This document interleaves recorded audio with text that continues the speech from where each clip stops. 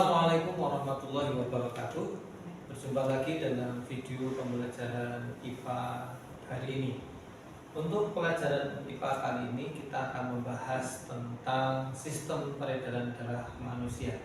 Bagaimanakah sebenarnya darah itu mengalir dalam tubuh manusia, akan kita bahas dalam video kali ini.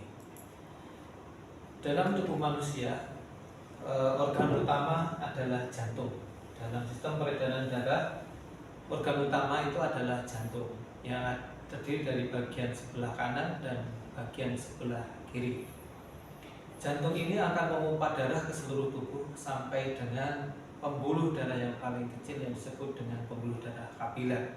Di sini oksigen dan gas lain akan bertugas. Darah itu akan mengalir 5 liter setiap menit, 100.000 detak tiap hari, dan sampai 35 juta detak tiap tahun. Darah kotor kemudian akan masuk ke serambi kanan dan masuk ke bilik kanan. Darah kotor ini akan dipompa melalui arteri pulmonalis menuju ke paru-paru. Darah dari paru-paru kemudian akan dialirkan menuju ke serambi kiri dan masuk ke bilik kiri. Untuk selanjutnya dipompa menuju ke seluruh tubuh melalui aorta.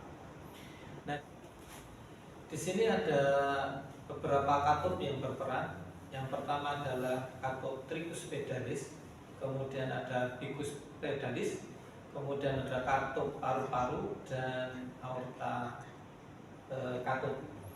Katup ini kemudian akan bekerja membuka dan menutup setiap saat sehingga akan terjadi aliran darah baik itu dari serambi ke bilik atau sebalik, atau dari bilik ke seluruh tubuh.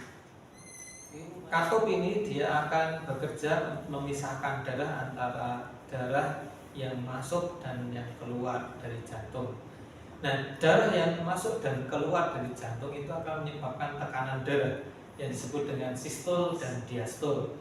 Sistol adalah peristiwa di mana darah itu ketika dia dipompa ke seluruh tubuh, maka akan menyebabkan suatu tekanan yang disebut dengan tekanan sistol.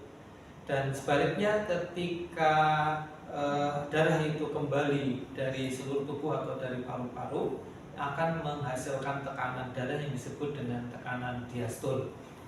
Nah, sistol dan diastol itu akan berganti-ganti. Ketika kita mungkin menetes darah, maka kita akan melihat tinggi dan rendah dari sistol dan diastol itu, angka di atas dan angka di bawah.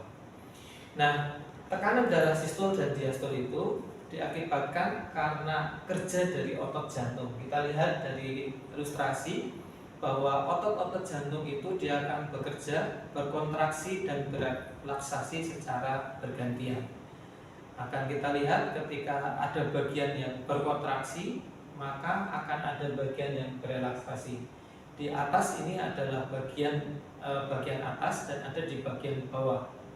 Bagian atas berelaksasi, bagian bawah berkontraksi, dan sebaliknya. Demikian seterusnya sehingga akan menyebabkan darah itu terpompa ke seluruh tubuh oleh jantung. Dan sebaliknya, ketika darah masuk ke dalam jantung, dia juga akan bisa dipompa kembali ke seluruh tubuh. Demikian pembahasan kita tentang sistem peredaran darah dan sistem kerja dari jantung dalam proses peredaran darah. Semoga bermanfaat dan menambah pengetahuan serta keimanan kita kepada Allah SWT. Demikian kita akhiri. Assalamualaikum warahmatullahi wabarakatuh.